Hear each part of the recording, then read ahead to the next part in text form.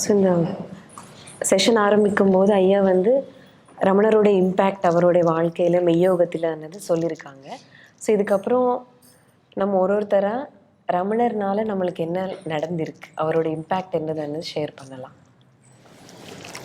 எனக்கு ரமண பகவான் எனக்கு வந்து நான் யார் விசாரம் இதெல்லாம் எனக்கு தெரியல. ரமண தாத்தாவாக தான் தெரியும். எல்லார்கிட்டையும் எப்படி கேட்பணும், இறைவன்கிட்ட எப்படி கேட்கணும், அது மாதிரி அவர்கிட்டையும் கேட்குற மாதிரியான சந்தர்ப்பம் தான் முதல் சந்தர்ப்பம் எனக்கும் ரமண பகவானுக்கும். ஏன்னா அப்போ எனக்கு அவரை பற்றி வேறு எதுவுமே தெரியாது. அவர் படம் தெரியும், இளையராஜா ஐயா மூலமாக குரு ரமண கீதத்துலலாம் பாட்டு கேட்டிருக்கேன். அது முழுசாக உள்வாங்க கூட எனக்கு தெரியலை அந்த சமயம்.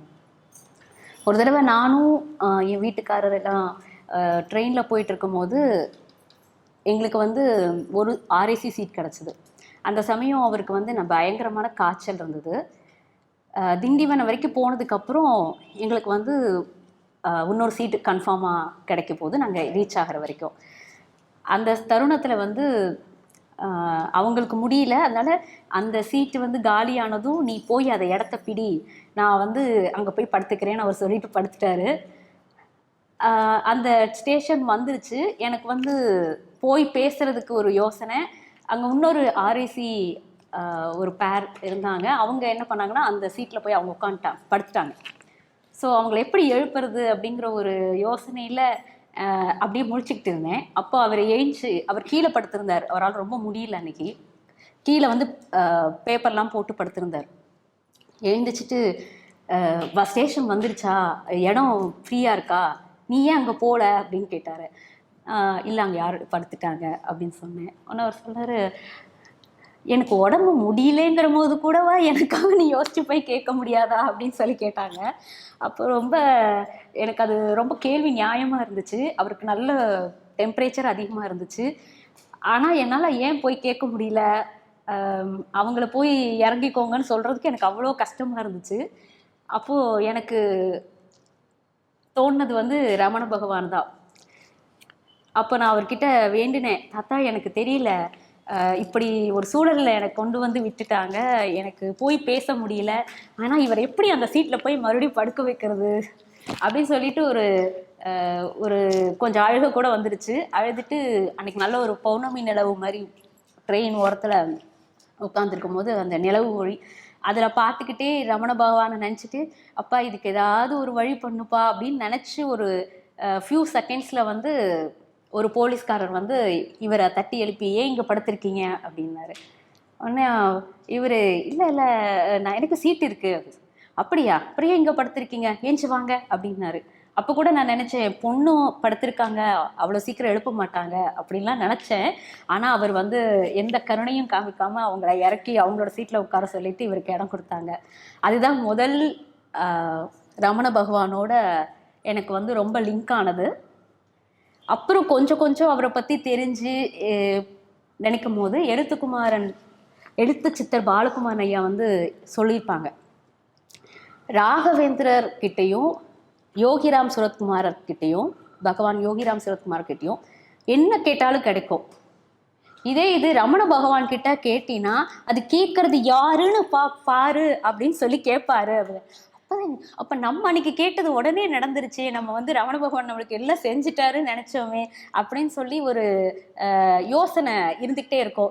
சரி, அப்போ நானே என் மனசை தேர்த்தி பேசுகிறேன், கோஇன்சிடெண்ட்டாக நடந்திருக்கலாம், இல்லை அவர் வந்து சரி குழந்தை பரவாயில்ல பாவம் நினச்சி செஞ்சுருப்பாரு அப்படின்னு நினச்சி நானே வந்து மனசை அமைதிப்படுத்திப்பேன். அதுக்கப்புறம் பாலகுமாரன் ஐயா வந்து ரமண பகவான் பற்றி எழுதின கதைகளெல்லாம் படிக்கும்போது ஒரு குரங்கு கூட்டம் வந்து அந்த ஆசிரமத்தை நோக்கி வருது. அந்த ஆசிரமத்தில் இருக்கிறவங்கெல்லாம் வந்து தடுக்கிறாங்க. அப்போ பகவான் சொல்கிறாரு, இல்லை இல்லை தடுக்காதீங்க, அவங்க வந்து குழந்தை பிறந்திருக்கு, அந்த குழந்தைய என்கிட்ட காமிக்கிறதுக்காக வராங்க, அதனால தடுக்காதீங்க அப்படின்னு நிறுத்துறாரு. அதே மாதிரி அந்த கூட்டத்திலேருந்து அந்த அம்மா குரங்கு வந்து தன்னோட குட்டி குரங்கு அப்படி தூக்கிட்டு வந்து பகவான் கிட்ட கொடுக்குறாங்க. பகவான் அதை வாங்கி கொஞ்சிட்டு திருப்பி கொடுக்குறாரு. திருப்பி அன்னைக்கு வந்து ஆசிரமத்தில் சமபோஜனம், ஒரு பக்கம் மனிதர்கள் ஒரு பக்கம் குரங்குகளுக்கு வந்து இது சாப்பாடு போஜனம் நடந்துச்சு அப்படின்னு சொல்லி அந்த இன்சிடெண்ட் போட்டிருந்தார். அதே மாதிரி நிறைய விஷயங்கள் வந்து ரொம்ப வியப்பாக இருக்கும் அவரோட இதில். இப்படி ஒரு அன்பாக இருக்கிறாரே அவர், இவ்வளோ விலங்குகள் கிட்ட கூட இவ்வளோ அன்பாக இருக்கும் போது நான் கேட்டிருக்கிறதுக்கு வந்து அவர் வந்து செவிசாட்சி எனக்காக செஞ்சுருப்பாரு அப்படின்னு சொல்லி நானே வந்து அவரை நினச்சிப்பேன். கட்டாயமாக அதுதான் இருக்கும் அப்படின்னு எனக்கு தோணும். ஆன்ம விசாரம் அதெல்லாம் எனக்கு தெரியல, இதுதான் எனக்கு வந்து அவர் எனக்காக இறங்கி வந்து செஞ்சுருக்காரு அப்படின்னு தான் எனக்கு எப்போவுமே ஒரு தோணல் இருக்கும். நான் அதுக்கப்புறம் எனக்கு பெரிதாக நான் வந்து அவர்கிட்ட இருந்து கற்றுக்கிட்ட ஒரு விஷயந்தான் எனக்கு புரிந்தது, என்னுடைய அறிவு கேட்டினது. தெர் ஆர் நோ அதர்ஸ் அப்படிங்கிற அந்த ஒரு வாக்கியத்தை மட்டும்தான் நான் என் வாழ்க்கையில் முயற்சி பண்ணுறேன். எல்லா தருணங்களையும் நான் வந்து அதைய பொறுத்துறேன். அது வந்து எவ்வளோ தூரத்துக்கு என்னால் கடக்க முடியுது, எங்கே நான் கடக்காமல் இருக்கேங்கிறத பார்க்கறதுக்கு நான் எடுத்து வச்சிருக்கிறது வந்து அந்த ஒன்று தான். முன்னாடி வந்து இப்போ ஒன்று சாயந்தரத்துக்கு மேலே விளக்கு ஏற்றுனதுக்கப்புறம் காசு கொடுக்கக்கூடாது, தயிர் இந்த மாதிரிலாம் கொடுக்கக்கூடாது அப்படின்னா நிறையா வீட்டில் வந்து சொல்லுவாங்க. இந்த வாக்கியத்தை கேட்டதுக்கப்புறம் யாருமே அடுத்தவங்கன்னு யாருமே இல்லை, எல்லாருமே ஒன்று தானே, எல்லாருமே என் குடும்பம் தான் அப்படிங்கிற ஒரு எண்ணம் வந்ததுக்கப்புறம் இந்த மாதிரியான சாங்கியத்துலேருந்து கொஞ்சம் வெளியே வந்தேன். அதே மாதிரி எங்கள் வீட்டில் வேலைக்காக வரவங்க, அவங்க வந்து வேறு மதத்தை சேர்ந்தவங்க. அதனால் அவங்களுக்கு வந்து பொங்கல் அப்படிலாம் இருக்கும்போது அந்த குழந்தைங்களுக்கு ரொம்ப பிடிக்கும். ஸோ அப்போ நான் வந்து என்ன செய்வேன்னா, முதல்ல செய்துட்டு இன்னொரு நாள் அவங்களுக்கு தனியாக செஞ்சு தருவேன். அப்படி இருந்தேன். அதற்கப்புறம் தான் தோணுச்சு, எல்லாரும் ஒன்றுன்னு சொல்லிட்டார்ல, அதுக்கப்புறம் நம்ம வந்து இது என்ன தனித்தனியாக செய்கிறதுன்னு சொல்லிட்டு, இறைவனுக்கு படைச்சா என்ன, குழந்தைகளுக்கு கொடுத்தா என்ன, எல்லாருக்கும் ஒன்று தான் அப்படின்னு சொல்லிட்டு முழுசாக பொங்கல் வச்ச உடனே அப்படியே சூட்டோட முதல்ல அவங்களுக்கு எடுத்து வச்சுட்டு அதுக்கப்புறம் மீதி தான் இறைவனுக்கு வச்சு வழிபடுற பழக்கத்தை மாற்றிக்கிட்டேன். இப்படி எனக்கு வந்து அவர் சொல்கிற ஆன்ம விசாரம் பற்றிலாம் எனக்கு பெருசாக இன்னும் நான் அந்த இடத்துக்குலாம் போகலை. எனக்கு தெரிஞ்சது வந்து எனக்கு எது செஞ்சால் எனக்கு பிடிக்குமோ அதை மற்றவங்களுக்கு செய்யணும், எது எனக்கு வேண்டாம் நான் நினைக்கிறேனோ அந்த விஷயத்த நான் யாருக்கும் செய்யக்கூடாது, அது மட்டும்தான் நான் ஃபாலோ பண்ணுறேன். இவ்வளோதான் என்னுடைய புரிதலும். நன்றி. ஓம் நமோ பகவதே ரமணாய நமः. எனக்கு வந்து ரமணர், மெய்யோகம், இளையராஜா இது 3 ஒரு ட்ரையாங்கிள்.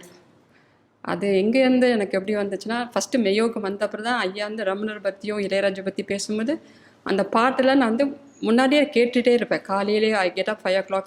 பிள்ளைங்களுக்குலாம் ஸ்கூல் சமைக்கும் போது ரமணர் பாட்டு வியாழக்கிழமை போடுவாங்க, சூரியன் எஃப்எம்மில் போடுவாங்க. அந்த பாட்டு கேட்டு நான் அழுவேன். ஆனால் அப்போ நான் நினைப்பேன், எங்கள் அப்பாவை நினைக்கிறேன்னு. ஏன் இந்த பாட்டை கேட்ட வீட்டில் நம்ம எங்கள் அப்பா இல்லை, அப்போ அம்மா இருக்காங்க, அப்பா இல்லை, நம்ம அப்பா நினைப்பு வருதுன்னு. ஆனால் அப்போ எந்த அப்பான்னு நான் வேறு அப்பாவை நினச்சிட்டு இருந்தேன். இந்த மெய்யோகம் வந்த அப்புறம் எந்த அப்பான்னு உணர ஆரம்பித்தேன்.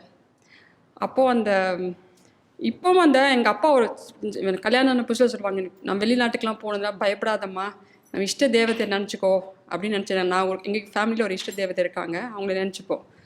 ஸோ அந்த நம்பிக்கை really was strong for me. எந்த கஷ்டம் இருந்தால் கருமாரி அம்மா இருக்கா பார்த்துப்பான்னு ஒரு ஸ்டார்ட் இருக்கும். ஆனால் the next 50 ஆஃப்டர் மை 50+ எங்கே வந்தனா ரமணர் இருக்காரு அப்படின்னு அந்த ஷிஃப்ட் எனக்கு வந்தது. அது எப்படி வந்துச்சு, என்ன வந்துச்சு தெரியல. ஏன்னா ரமணர் பேரே நான் எங்கள் மெய்யோகம் வந்தது எனக்கு ரொம்ப தெரிஞ்சுது. அது வரைக்கும் அந்த பாட்டும் இளையராஜா வாய்ஸ் நமக்கு எஃபெக்ட் பண்ணுதா, இல்லை அந்த ரமணர்னு சொல்லி கூப்பிட்றாரு அது நமக்கு பண்ணுதான்னு எனக்கு உணர்வே தெரியல. இன்றைக்கு வரைக்கும் அவர் எனக்கு என்ன பண்ணுறாரு எனக்கு புரியாத மாதிரி நான் இருக்கிறேன்னா எனக்கும் தெரியல. எது எனக்குள்ளே வருது, எதுக்கும் எனக்கு வெளியே போகுதுன்னு எனக்கு தெரியல. ஏதோ வருது, ஏதோ போகுது. அவர் அந்த வழியே எனக்கு கரெக்டாக கூட்டு போகிறாரு மட்டும் உணர்வு இருக்குது. சரியா, அது படுக்க அந்த நேரம் காத்துட்டு இருக்கிற மாதிரி எனக்கு உணர்வு இருக்குது. அதனால் இது ரமணர்னு எனக்கு இன்னைக்கு காலையில் இவங்க சொன்னாங்க பேசணுன்னு. எனக்கு அதுக்கப்புறம் மத்தியானத்துக்கு வீட்டில் போய் ஒரு வேலை செய்ய முடியல. அந்த ஐ வாஸ் இன்டு தட். நான் ரமணர் பற்றி என்ன தேவை, அவரை பற்றி எனக்கு என்ன தெரியும், இட் வாஸ் ஜஸ்ட் நம்பிக்கை. அதை நம்பிக்கை கூட பிளெயினாக சொல்ல முடியாது. It's just blind trust. குருட்டு நம்பிக்கைன்னு சொன்னால் சாதாரணமாக பேசுவாங்க. ஆனால் எனக்கு இன்றைக்கி வரைக்கும் அந்த குருட்டு நம்பிக்கை தான் என்னைய இன்றைக்கும் சரி என்றைக்குமே கூட்டு போகணும். அசத்தால் ஸ்ட்ராங் நம்பிக்கை எனக்கு இருக்குது. அது எப்படி வந்தது தெரில. அன்றைக்கி எங்கள் அப்பா சொன்னாங்க ஒரு நம்பிக்கை, இன்றைக்கி இந்த அப்பாவை நம்பி நான் தொடர்ந்து போயிட்டு இருக்கேன். அவ்வளோதான் என்னோட அனுபவம். வணக்கம் எல்லாருக்கும். ரமணர் அப்படின்ற ஒருத்தரை அறிமுகப்படுத்துகிறதே ஐயா தான் நம்ம எல்லாருக்கும். ஐயா நிறைய விஷயங்கள் சொல்லியிருக்காங்க, ஆனால் புரியும், சில விஷயங்கள் புரியாது, இம்ப்ளிமெண்ட் பண்ணவும் தெரியாத மாதிரியே இருக்கும். சூழல், ஃபேமிலி சுச்சுவேஷன் அப்படி இருக்கும். ஒரு நாள் வந்து ரமணாசிரம் போகணும், திருவண்ணாமலை போகணும் அப்படின்னு சொல்லி ஐயா கூட்டிகிட்டு போனாங்க. எங்களுக்கு தெரிஞ்சதெல்லாம் கடவுள் வழிபாடு மட்டும்தான். நேராக கோயிலுக்கு போவோம், முன்னாடி இருந்து சாமி கும்பிட்டுட்டு வரோம், அதுதான் எங்களுக்கு தெரியும். இவர் வந்து ரமணாசிரம் கூட்டிகிட்டு போனார். மலையெல்லாம் ஏறி வந்தோம். என்ன நடந்ததுலாம் எனக்கு தெரியல, பட் ஐயா சொன்னாங்கன்னா எல்லா இடத்துக்கும் போயிட்டு வந்துட்டோம். ஆனால் எனக்குள்ளே என்ன மாற்றம் நடந்ததுன்னு எனக்கு வந்து ஒரு கொஞ்ச நாளில் எனக்கு கொஞ்சம் கொஞ்சமாக புரிய ஆரம்பிச்சது. அப்படி தான் நிறைய புரிதல் வந்தது. நானாக முயற்சி பண்ணி என்ன பண்ணேன்னுலாம் எனக்கு தெரியல, அதுவாக வந்தது. எனக்கு அதுவாக கூட்டிகிட்டு போச்சு எல்லா இடத்துக்குமே. நிறைய விஷயங்கள் காட்டி கொடுத்தது. தன்னை அறிதல்னா என்ன, உபதேச உந்தியார் வந்து என்னன்னு புரியாமல் எத்தனையோ வாட்டி கேட்டிருக்கேன். உள்ளது 40 கேட்டிருக்கேன், ஆனால் என்னென்னு தெரியாது, பட் கேட்டுகிட்டே இருப்பேன்.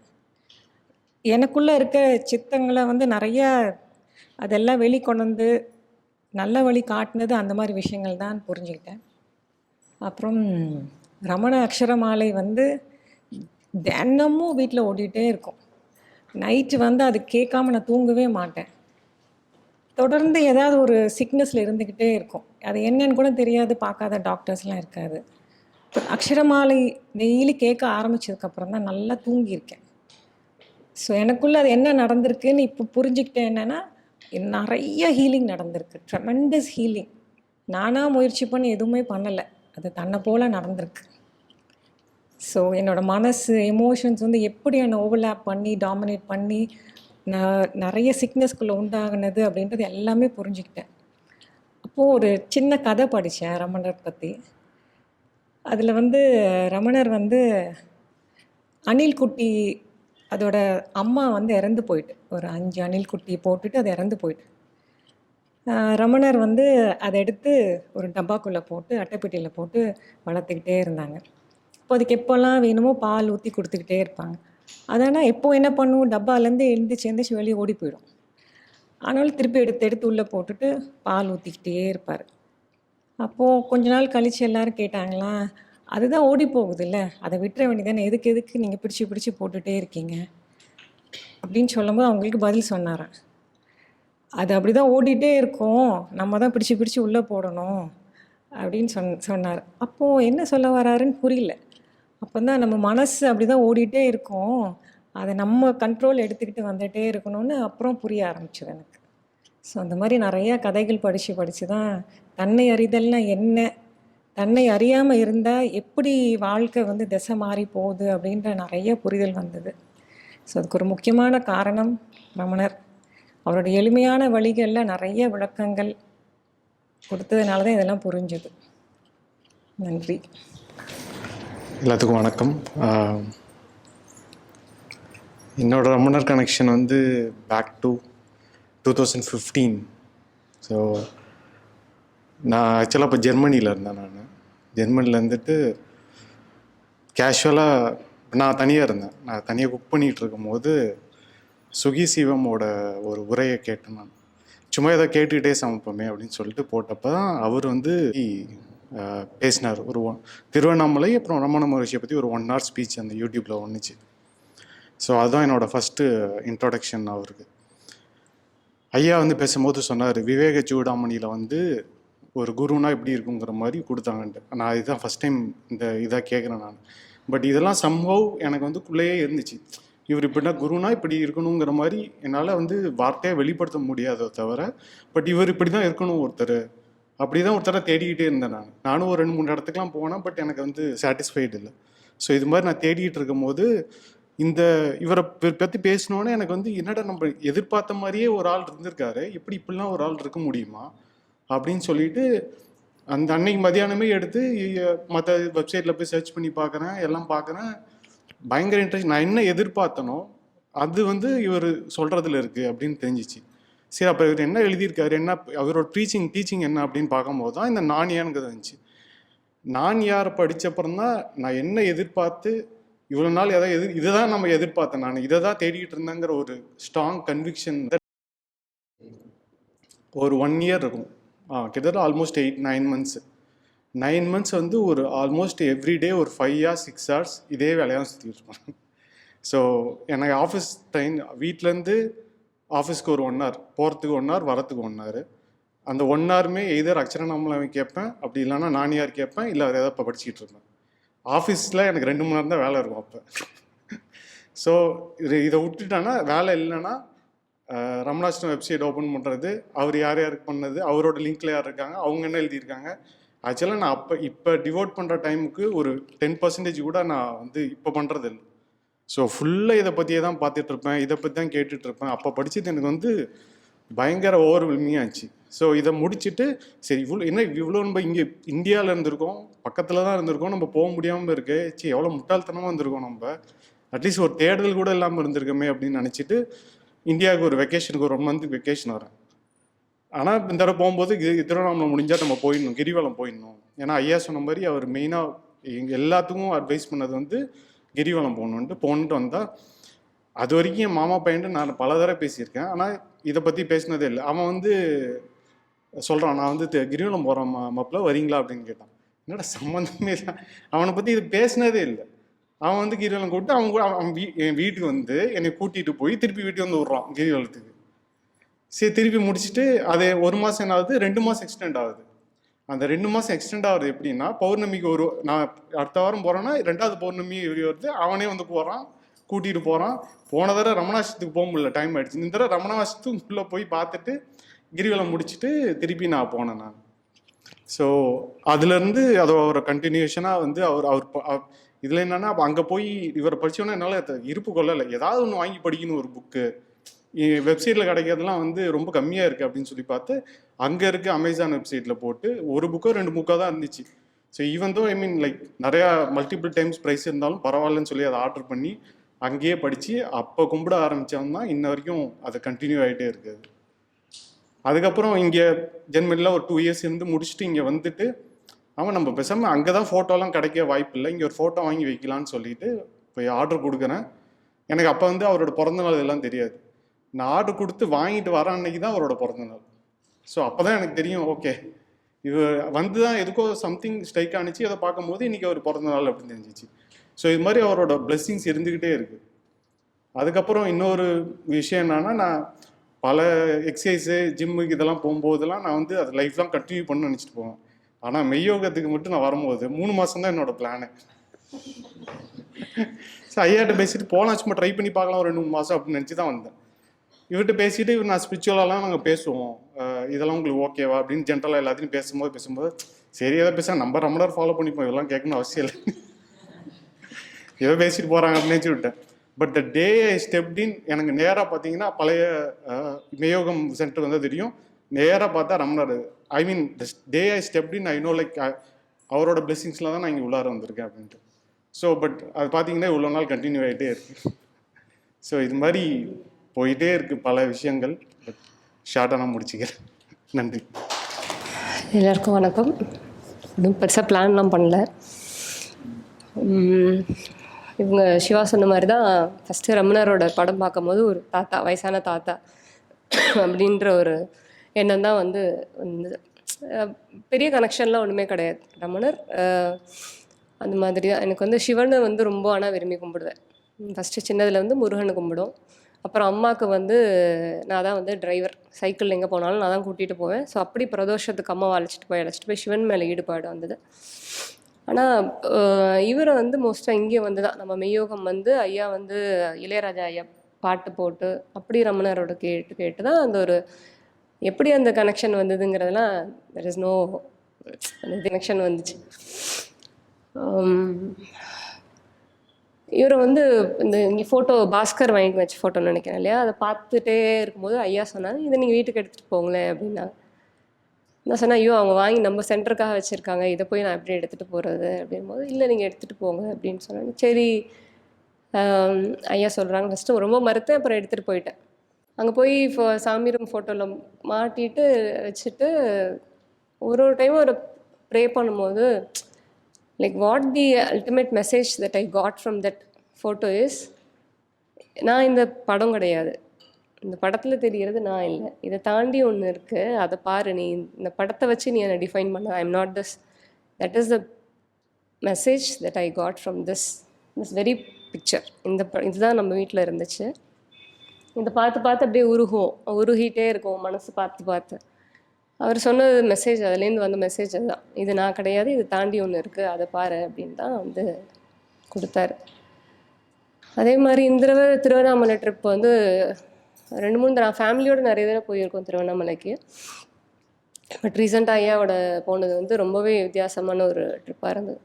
எனக்கு வந்து காலில் வந்து கால்கேனியஸ் ஸ்பர் இருக்குது, இந்த உதிக்கால் இருக்கு இல்லையா, அதில் வந்து ஸ்பர் இருக்குது. I can't stand for long time. ஆனால் வந்து இதுவரை கிரிவலை பண்ணதே கிடையாது. அதனால் இந்த ரொம்ப தீவிரமான ஆசை, போயே ஆகணும் அப்படின்னு சொல்லிட்டு. சரி, கூட ஒருத்தர் வந்து வரேன் அப்படின்னு சொன்னனால அவரோட நடந்தாச்சு. எப்படி நடந்தேன் எதுவுமே தெரியல.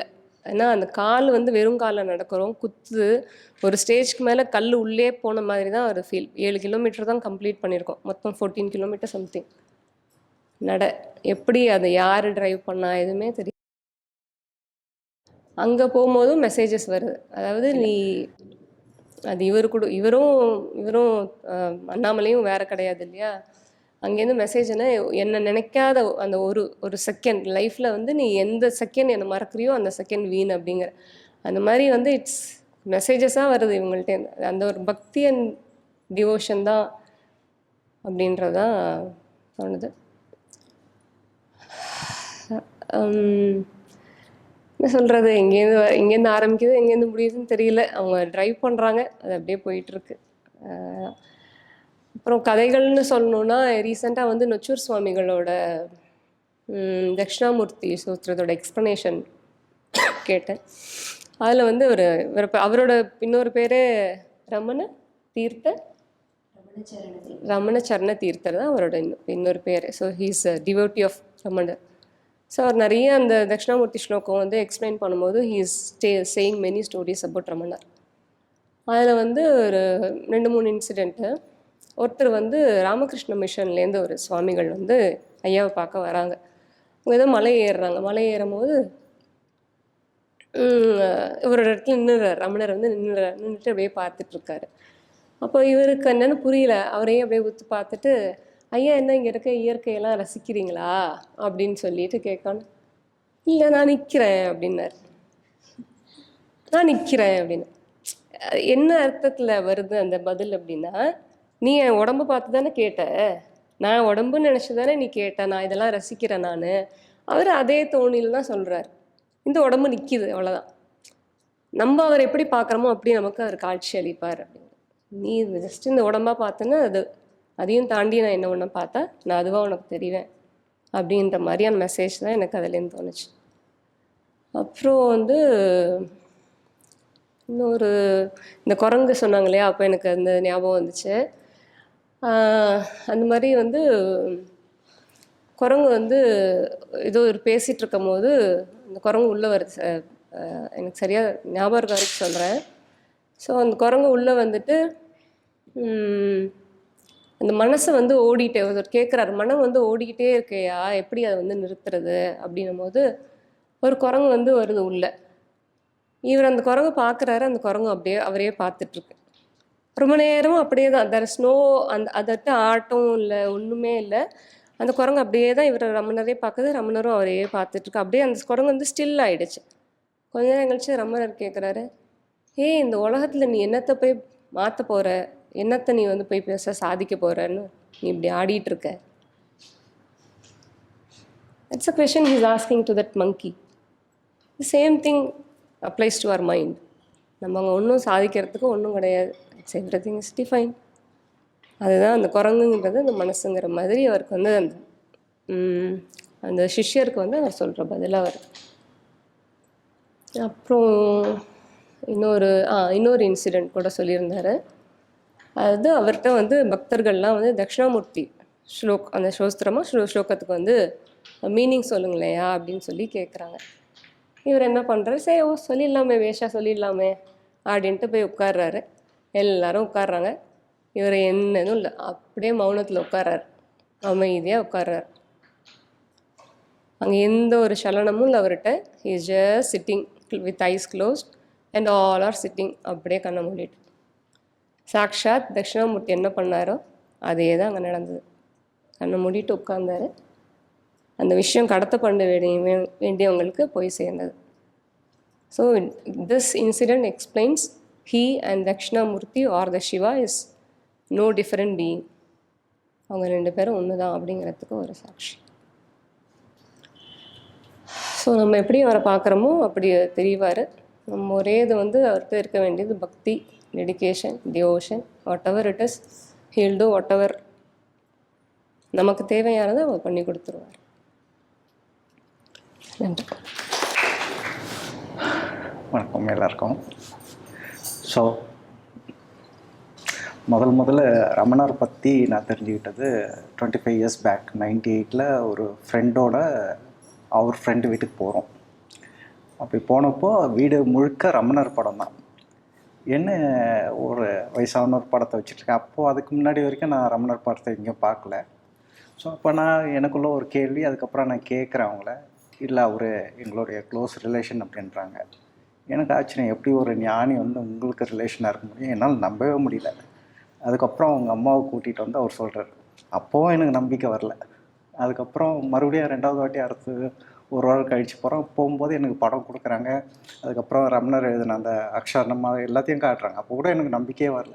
எப்படி ஒருத்தர் ஊரில் இருந்து வந்தார்? அதுக்கப்புறம் அவர் கதையை கேள்விப்பட்டிருக்கேன். பட் சொன்னாக்கா அவங்க சொல்கிறத என்னால் ஏற்றுக்க முடியல, அக்செப்ட் பண்ணிக்க முடியல. அதுக்கப்புறம் ஒரு நாள், அப்போ ஃபோன் எதுவுமே கிடையாது. அப்போ என்ன சொன்னாங்க, இந்த தேதிக்கு வா, நம்ம திருவண்ணாமலை போகலாம், நான் கூட்டிகிட்டு போகிறேன், அப்போயாச்சும் உங்களுக்கு நம்பிக்கை வருதான்னு பார்ப்போம் அப்படின்னு சொல்லிட்டு.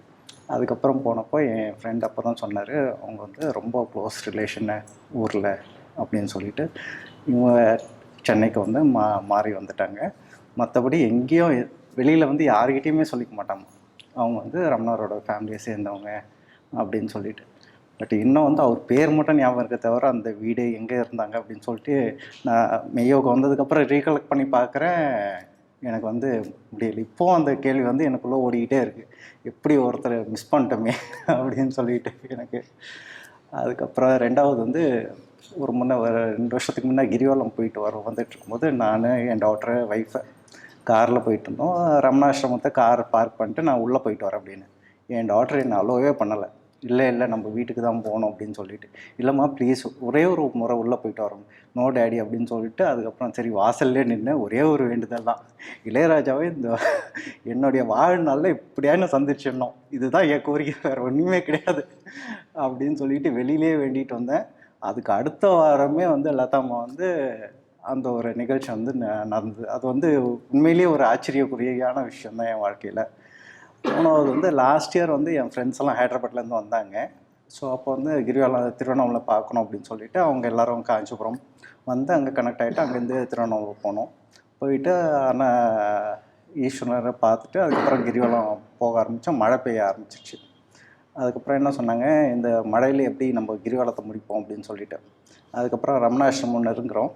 அப்போ என் கூட ஒரு இன்னொரு ஃப்ரெண்டு வந்து ரொம்ப ஹைட்டாக இருப்பார், ரொம்ப ஃபேட்டாகவும் கூட. அவரால் நடக்க முடியாது, நடந்து வந்துட்டு இருந்தார். அந்த இடத்துல வாங்க உள்ளே போயிட்டு வரலாம் அப்படின்னு. நோ வாட் இஸ் திஸ் அப்படின்னு. ஈஸ் அ செயிண்ட் அப்படின்னு. நான் common man, lord Shiva is the saint, only saint அப்படின்ற ஒரு.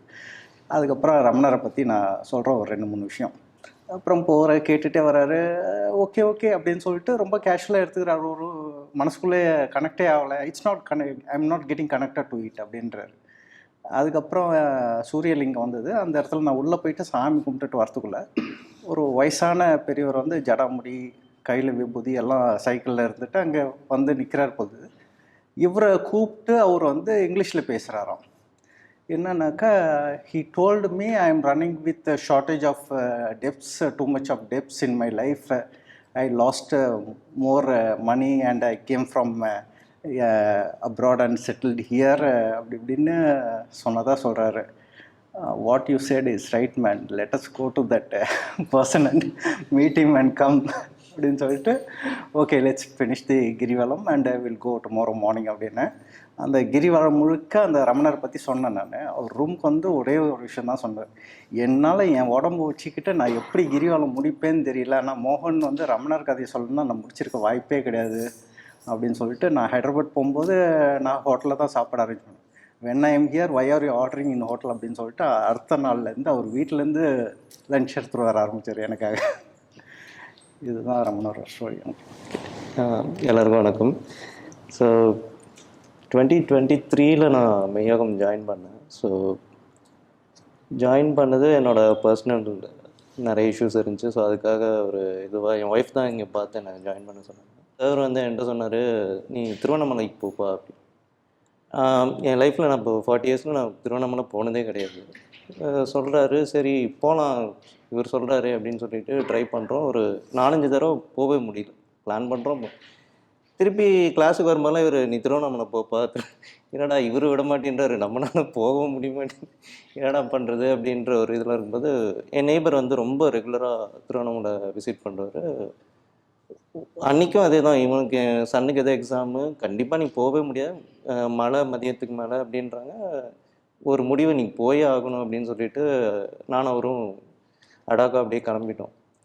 ஸோ அங்கே போனோம், அண்ணாமலையாரை தரிசிச்சுட்டு நேராக ரமணாசிரம் போனோம் அப்படின்னா போனோம். அந்த மெடிடேஷன் ஹால் போனோம், நானும் அவரும் உட்காந்தோம். ஸோ அவ்வளோதான் எனக்கு ஞாபகம் இருக்குது. என் ஃப்ரெண்டு வந்து எனக்கு கொஞ்ச நேரம் உட்காந்த மாதிரி தான் இருந்துச்சு, என்னை ஷேக் பண்ணுற மாதிரி எனக்கு ஒரு ஃபீல். என்னாச்சுன்னா ஒரு 2.5 hours மேலே ஆச்சு, நீ உட்காந்து ஏஞ்சிரு, டைம் அது நம்ம கிளம்பலாம் அப்படின்னாங்க. ஸோ நான் வந்து சார்கிட்ட சொன்னேன், சார் இந்த மாதிரி ஆச்சு, எனக்கு அந்த மெடிடேஷன் இருந்தது ஃபுல்லாகவே ஒரு ஸ்மெல் மட்டும் கான்ஸ்டண்ட்டாக இருந்துச்சு, குறையும் இல்லை ஏறவும் இல்லை, கான்ஸ்டண்ட்டாக அந்த ஒரு ஸ்மெல் மட்டும் இருந்துச்சு, அவ்வளோதான் எனக்கு தெரிஞ்சுது. இல்லை உனக்கு ஏதோ கனெக்ட் இருக்குது, நீ கண்டினியூ பண்ணு அப்படின்னு.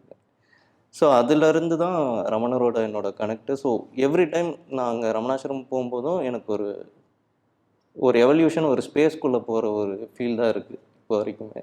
ஸோ அதை அப்படியே கன்டினியூ பண்ணிகிட்ருக்கேன். தேங்க்யூ. ஒரு சிலர் பேசினதில் என்னுடைய ரெஃபரன்ஸ் இருந்தது, எங்கேயோ என்னென்ன கோர்த்து விட்டுக்கிட்டாங்க. அதெல்லாம் உண்மை தான், எல்லாரும் சொல்கிறதுல உண்மை இருக்க தான் செய்யுது. அந்த உண்மை தான் என்னுடைய வாழ்க்கையினுடைய மிக ஒரு வாழ்க்கையின் பயன் மிகுந்த கணம்னு நான் நினைக்கிறேன். இப்படி ஒரு 4 ஜீவர்களை வந்து எங்கேயோ ரமணாசிரமத்துக்கு தள்ளிட்டோம் அப்படிங்கிறதுல எனக்கு பெரிய மெடல் வாங்கிக்கிட்ட பெருமை இருக்குது. அது வந்து அவர்களுக்கு ரமணருக்கு ஏதோ நான் சேர்த்துட்டேங்கிற பெருமை கூட நான் எடுத்துக்கலாம்.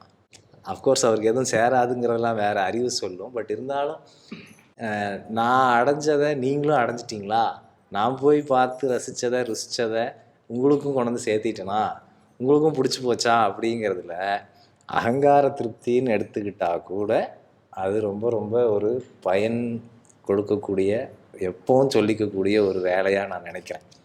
வகுப்பெடுத்ததை விடவும், இத்தனை ஆண்டு காலம் வகுப்பெடுத்ததை விடவும், இனி வரப்போகிற காலங்களில் எடுக்க போகிற வகுப்பை விடவும், யாரோ ஒருத்தருடைய மனதுக்குள்ளே இது மாதிரியான பக்தியை ஒரு சிறந்த குருக்கிட்ட ஏற்படுத்திட்டேன் அப்படின்னா, நான் எடுத்த எல்லா வகுப்புக்கும் அது இணைன்னு நான் நினைக்கிறேன். அவ்வளோ ரொம்ப முக்கியமாக அதை நான் சொல்லிக்கிட்டே இருக்கேன் நான். ஏன்னா தி பெஸ்ட்டுக்கிட்ட கொண்டு போய் கொடுத்துடணும், தி பெஸ்ட்டுக்கிட்ட போய் ஒப்படைச்சிடணும். அதுக்கப்புறம் நீங்களாச்சு அவங்களாச்சு. இதுக்கு முன்னாடி உங்களுக்கு தெரியாமல் இருந்தது அல்லது ஏதோ உங்களுக்கு புரியாமல் இருந்துச்சு, இப்போது எப்படியோ என் பேச்சை கேட்குறீங்கிற ஒரு இடத்துக்கு வருது இல்லையா, பாடம் வகுப்புன்னு வரும்போது, அப்போ இதை செலுத்திடணும். அது ஒன்று தான் என்னுடைய உயர்ந்த இலக்கு அல்லது அச்சீவ்மெண்ட், சாதனை, என்ன வேணால் நீங்கள் சொல்லிக்கலாம். நிறைய பேர் வகுப்பெடுக்கும்போது ரொம்ப சிக்கலான கான்செப்ட்லாம் நீங்கள் வந்து எளிமையாக சொல்லிடுறீங்க அப்படிங்கிறதெல்லாம் என்னை நோக்கி அவர்கள் கொடுக்குற ஃபீட்பேக்காக பார்க்குறேன் நான். அதெல்லாம் என்னை வந்து ஒருபோதும் இங்கே நிறைக்காது. உங்களுக்கு அப்படி புரிஞ்சிச்சா ரைட் அப்படின்னு ஓடிடும். ஆனால் மனசு நிறையிறது எப்போன்னா, எனக்கு கொஞ்சோண்டு பக்தி ஏற்பட்டு விட்டது, எனக்கு கொஞ்சோண்டு வந்து ரமணர் பால் நான் வந்து மனதை வைக்க முடிகிறது அப்படின்னு கிடைக்கிற ஃபீட்பேக் இருக்குது பாருங்க, அது அது கொடுக்குற தூக்கம், அது கொடுக்குற நிறைவு, அது கொடுக்குற நிம்மதி வேறு எதுவுமே கொடுக்காது. ரொம்ப தொழில்நுட்பமான சங்கதிகள்லாம் யோகத்தில் நிறைய இருக்குது. அதெல்லாம் நான் பார்த்தேன், அடைஞ்சேன், என்னுடைய தேகத்தில் அதெல்லாம் நடக்குது அப்படின்னு ஒருத்தர் சொன்னால் கூட வராத நிறைவு எனக்கு வந்து பக்தி ஒரு துளி எட்டி பார்த்துருச்சுன்னு சொல்லும்போது வருது. அதனால தான் யாராவது கண் கலங்கிட்டாங்கன்னா எனக்கு ரொம்ப சந்தோஷமாயிரும். ஆஹா ஆஹா அழுகிறார்களே, ஆஹா சூப்பர் அப்படின்னு தோணும். ஸோ அப்படி வெகு சிலரை வந்து மெய்யோகத்தின் வாயிலாக ரமணாசிரமத்துக்கும் ரமணர்கிட்டையும் அனுப்பிச்சி வச்சோங்கிற பெருமை என்னுடைய அந்த பல்லாண்டு மாதிரி என்னுடைய பெருமையில் அது பல்லாண்டு நிற்குங்கிறதுல நான் நிறைவு கொள்கிறேன். நல்லது.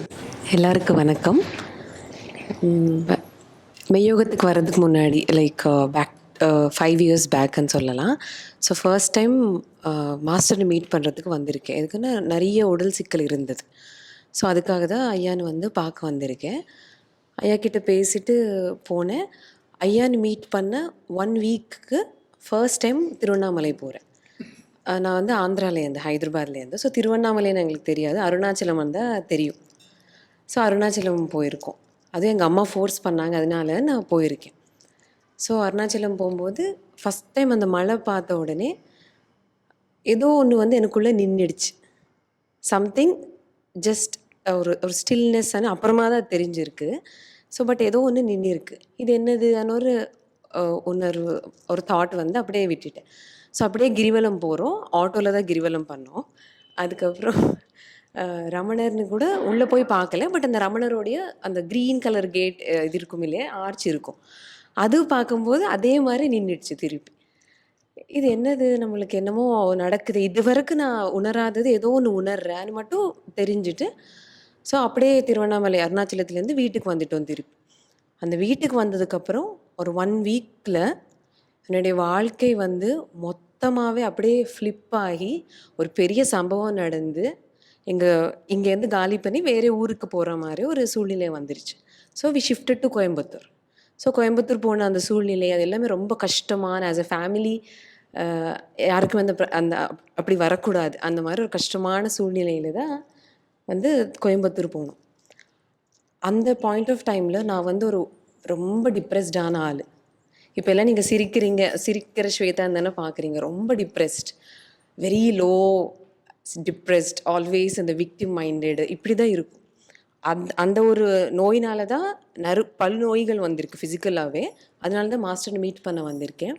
ஸோ கோயம்புத்தூர் போய் அது வந்து இன்னும் எக்ஸ்ட்ரீம் ஆகிருக்கு. மாஸ்டர்னை மீட் பண்ணி அவர் கூட தொடர்ந்து அவருடைய பாடல்களோ இந்த பாடமோ ஒரு இந்த பயிற்சியை என்னால் பண்ண முடியல. கோயம்புத்தூருக்கு போயிட்டு எப்படியாவது நான் சரியாகணும்னு ஒரு நாள் நான் வந்து முடிவு பண்ணியிருக்கேன். எப்படியாவது நான் சரியாயிடணும், இந்த மாதிரி நான் இருக்கக்கூடாது.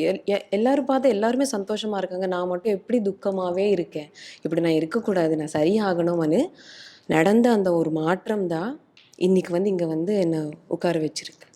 ஸோ மாஸ்டர்னை மீட் பண்ணுறது, அருணாச்சலம் போகிறது, அந்த மலை பார்த்து நின்னது, ரமணாசிரமம் பார்த்து நின்ன அந்த எல்லாமே வந்து inter connected to my evolution today. So first எனக்கு இந்த ஹீலிங் ஜேர்னி, என்னை நான் சரி பண்ணிக்கணும்னு நினச்சி அதுக்கப்புறம் நான் ஜேர்னி ஸ்டார்ட் பண்ணதில் முதல்ல என்னுடைய வாழ்க்கையில் வந்தது ஐயா, 2வது வந்து ஆதிசங்கரர், 3வது வந்து ரமண மகர்ஷி. அதுக்கு முன்னாடி வரைக்குமே இந்த 3 பேரும் எனக்கு தெரியாது. ஸோ 3 பேர் வந்தாங்க. ஸோ ஆதிசங்கரருடைய அத்வைத்தமும் அவருடைய ஃபிலாசபி, அவர் வந்து வாழ்க்கைன்னு எப்படி பாருன்னு சொல்கிறார், இது எல்லாமே ஒரு அளவுக்கு புரியறது. அப்போ தான் ரமணருடைய ஃபஸ்ட் டைம் ஒரு ஸ்டேட்மெண்ட் கேட்குறேன், there are no others. என்ன சொல்கிறார் இவர், there are no othersன்னு சொல்கிறாரு. எனக்கு இருக்கிற பிரச்சனையே அதர்ஸ்னால தானே, அது வரைக்கும் என்னுடைய பிரச்சனையே அதனால தான் இருந்தது. எப்பெல்லாம் எனக்கு பிரச்சனை இருக்கோ அவங்க தான் அது காரணம்னு ஈஸியாக இப்படி காட்டிடுவேன். அவங்கனால தான் நான் துக்கமாக இருக்கேன், அவங்க இப்படி சொல்லிட்டாங்க எனக்கு சேட் ஆகிட்டு, அவங்க என் கூட பேசலை எனக்கு சேட் ஆகிட்டு, அவங்க நல்லா பேசியிருக்காங்க நான் சந்தோஷமாக இருக்கேன். இப்படி எப்போவுமே அடுத்தவங்களே சார்ந்திருக்கிற எனக்கு there are no othersன்னு சொன்னது அப்படியே ஒரு உள்ளே வந்து ஏதோ ஒரு வெடிச்ச மாதிரி இருந்தது. What is it trying to say, there are no othersா? அப்போது அடுத்தவங்களை பற்றி நான் யோசிக்கிறது எல்லாம் என்னது, அடுத்தவங்களால எனக்கு வர கஷ்டங்கள் என்னதுன்னு யோசனை ஆரம்பிச்சிருக்கு. ஸோ அப்போ நான் ஒரு சின்ன எக்ஸ்பெரிமெண்ட் பண்ணேன். ரமணர் சொன்னதை அப்படியே நம்ம ஏற்றுக்காமல் லெட்ஸ் ட்ரை இட் அவுட்னு சொல்லிட்டு அந்த பாயிண்ட் ஆஃப் டைமில் எனக்கு ரொம்ப கஷ்டமாக இவர்னால தான் எனக்கு பிரச்சனைன்னு இருக்கிற ஒரு நபர்கிட்ட நானே போய் பழகுறத ஆரம்பிச்சிருக்கேன். I exposed my self to that environment பண்ணிவிட்டு தெர் ஆர் நோ அதர்ஸ்ன்னு சொல்கிறாரு இவர், நம்ம கவனிப்போம், அவங்க மேலே நம்மளுக்கு ஏதோ ஒரு கம்ப்ளைண்ட் இருக்குது, அவங்களால கஷ்டம் இருக்குன்னு நான் நினைக்கிறோம், இது எப்படி அதர்ஸே இல்லைன்னு இவங்க சொல்கிறாருன்னு நம்ம கவனிப்போம்னு சொல்லிட்டு பார்க்கும்போது அந்த கவனித்தலில் என்ன எனக்கு தெரிஞ்சிருக்குன்னா, எனக்குள்ளே இருக்கிற இமேஜஸ்ஸு, பர்செப்ஷன்ஸு, டெஃபினிஷன்ஸு, ஜட்ஜ்மெண்ட்ஸ் தான் அங்கே இன்னொருத்தர் மேலே போய் நான் ப்ரொஜெக்ட் பண்ணி அவரை நெகட்டிவாகவோ பாசிட்டிவாகவோ பார்க்குறேன்னு எனக்கு தெளிவாக தெரிஞ்சிட்டு. பாசிட்டிவ் கூட விடுங்க, அப்போதைக்கு எனக்கு நெகட்டிவ் தான் வேணும். ஸோ அப்படி பார்க்கும்போது எனக்குள்ளேருந்து ஏதோ கிளம்பி போய் அவங்க மேலே விழுந்து அவங்களுடைய உண்மையானது நான் பார்க்காம அவர் நீ எதுவோ நினச்சிக்கிட்டு நான் வந்து பார்க்குறேன்னு தெரியும் போது ஃபஸ்ட்டு டைம் என்னை நான் பார்க்குறது ஆரம்பிச்சிருக்கேன்.